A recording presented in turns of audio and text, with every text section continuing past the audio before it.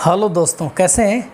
आपका most welcome है आपके अपने यूट्यूब चैनल के अंदर और हार्दिक अभिनंदन है।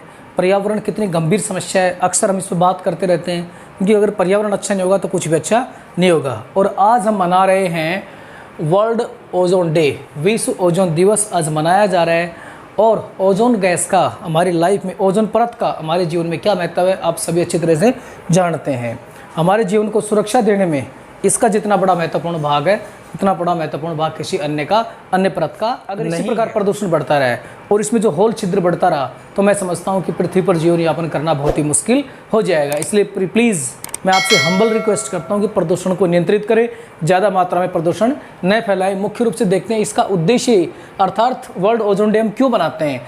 ओजोन परत को बचाना, अर्थात ओजोन जो परत है उसमें जो छिद्र हो गया है उस छिद्र को कम करना, ओजोन परत को बचाने के लिए हम ये मनाते हैं वर्ल्ड ओजोन डे। इसकी पहल सबसे पहले यूएनओ, यूनाइटेड नेशन ऑर्गेनाइजेशन ने इसकी पहल सबसे पहले की थी।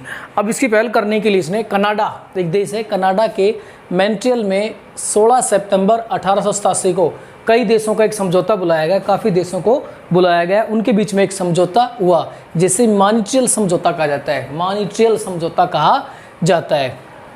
1 जनवरी 1989 को इस समझौते की शुरुआत हो गई थी, इसको अमली जामा पहना गया था। इस समझौते के अनुसार मुख्य उद्देश्य रखा गया था 2050 तक ऐसी गैसें जो इस ओजोन परत को नुकसान पहुंचा रही हैं कम करना, उनकी मात्रा कम करना ही इसका मुख्य उद्देश्य रखा गया था। मुख्य रूप से CFC का उत्पादन, मुख्य रूप से CFC जो गैस है वो जो कि ओजोन परत को मुख्य रूप से नुकसान पहुंचा रही है, उसके उत्पादन व उपभोग को कम करना ही इसका मुख्य एजेंडा रखा गया था। इस साल जो हम मना रहे हैं इसकी थीम रखी गई है ozone for life, ozone for life, अर्थात पृथ्वी पर जीवन के लिए ओजोन का होना बहुत ही जरूरी है। लॉकडाउन में नाइट्रोजन ऑक्साइड कार्बन उत्सर्जन में कमी आई है। देखिए लॉकडाउन वैसे तो कुछ लोगों के लिए अच्छा, कुछ के बुरा। अगर प्रदूषण की दृष्टि से देखें तो लॉकडाउन बहुत अच्छा रहा है, कम से कम पोल्यूशन पे कंट्रोल हुआ है। तो हम देखें तो लॉकडाउन में नाइट्रोजन ऑक्साइड की मात्रा में कमी आई है, कार्बन उत्सर्जन में भी कमी आई है, क्योंकि ये ओजोन लेयर को नुकसान पहुंचाते हैं, और इनके अंदर अब कमी भी आई है। अगर प्रदूषण को देखें तो प्रदूषण में 35% की कमी आई है, प्रदूषण में देखें तो 35% की कमी आई है। नाइट्रोजन ऑक्साइड में 60% की कमी आई है। कार्बन का उत्सर्जन भी 1.5 से 2% तक घटा है, ये भी बहुत ही अच्छी बात है। कार्बन डाइऑक्साइड के लेवल की बात करें तो कार्बन डाइऑक्साइड का लेवल भी काफ़ी मात्रा में घटा है। आर्कटिक के ऊपर, अर्थात ये आर्कटिक जो क्षेत्र है, आर्कटिक क्षेत्र के ऊपर जो इस प्रकार का छिद्र बन गया है, ये जो होल बन गया है, लगभग इस होल की बात करें 10 लाख वर्ग किलोमीटर, और इसकी जो देखिए 10 लाख वर्ग किलोमीटर में ये होल छिद्र बन गया है। और अब ये भी प्रदूषण कम हुआ है तो ये जो होल बन गया था, इस होल का जो ये छिद्र था, ये छिद्र अब भर गया है। तो ये बहुत अच्छी बात हुई, पर्यावरण दृष्टि से देखें तो बहुत अच्छी बात हुई है। नेक्स्ट हम देखते हैं ओजोन लेयर क्या है। देखिए ओजोन लेयर मुख्य तरह से 2 तरह की होती हैं, एक फ़ायदेमंद होती है व दूसरी नुकसानदायक होती है।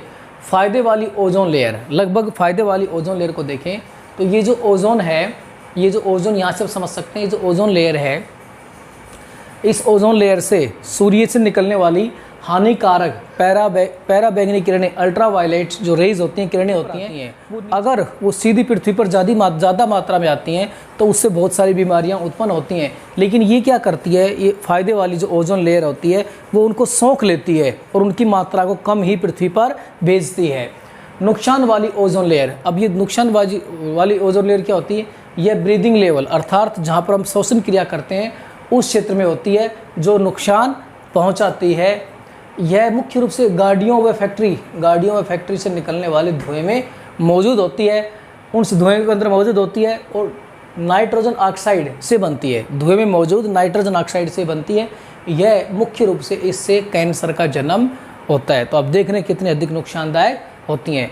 ओजोन लेयर को अगर आप समझें तो ओजोन लेयर को समझने के लिए सबसे अच्छा आपके पास है, जैसे ये अपनी ओजोन लेयर है और यहाँ से ये सूर्य के द्वारा जो मुख्य पैराबैंगनी अल्ट्रावायलेट किरणें आ रही हैं, और इन अल्ट्रावायलेट किरणों के आने से क्या होता है, स्किन कैंसर, यानी जो स्किन का जो कैंसर होता है, त्वचा का जो कैंसर वो काफ़ी होता है, मलेरिया रोग भी काफ़ी अधिक फैलता है और मोतियाबिंद भी होता है, और संक्रामक जो रोग होते हैं उनका खतरा भी ज़्यादा मात्रा में बढ़ जाता है। अब ओजोन लेयर है, ओजोन लेयर को कौन नुकसान पहुंचा रहा है उसको हम देखते हैं। सबसे पहले CFC क्लोरोफ्लोरोकार्बन जो गैस होती है वो भी काफ़ी मात्रा में इसको नुकसान। दूसरी बात देखें धुआं कैसा, मुख्य रूप से जो वाहन होते हैं, ट्रैफिक होती है, साधन होते हैं, उनसे निकलने वाला जो धुआं होता है उसमें काफ़ी मात्रा में कार्बन की मात्रा होती है। अगला हम देखते हैं फसल का बचा हुआ हिस्सा, जो हम फसल जलाते हैं तो उनमें जो काफ़ी मात्रा में जो धुआं वगैरह निकलता है उसमें भी काफ़ी मात्रा में कार्बन होता है। अभी आप देखेंगे मुख्य रूप से काफ़ी मात्रा में भूसा जलाया जाता है नवंबर के अंदर, और कितना अधिक, दिल्ली तो गैस का चैम्बर ही बन जाती है। तो फसल का बचा हुआ हिस्सा जलाने से। नेक्स्ट, प्लास्टिक व रबड़ के टायर और वह कचरे को जलाने से भी बहुत अधिक प्रदूषण होता है। अधिक नमी वाला कोयला, ये सारी क्रियाएं करने से इस ओजोन परत को नुकसान होता है। ओजोन को नुकसान पहुंचाने वाले कण, यानी जो ओजोन को नुकसान पहुंचाने वाले कणों का निर्माण कैसे होता है, इसमें आप देखिए नाइट्रोजन ऑक्साइड व हाइड्रोकार्बन सूर्य की किरणों के साथ रिएक्शन करते हैं तो ओजोन प्रदूषक कणों का निर्माण होता है। तो वर्ल्ड ओजोन डे का महत्व समझ गए होंगे, कितना ये हमारे लिए इसका क्या वैल्यू रखता है और इसको बचाना कैसे है। प्रदूषण को हम कम करेंगे, पोल्यूशन कम करेंगे तो हमारा ये जो ओजोन लेयर है इसको नुकसान भी कम पहुंचेगा। लाइक शेयर एंड सब्सक्राइब जरूर करें।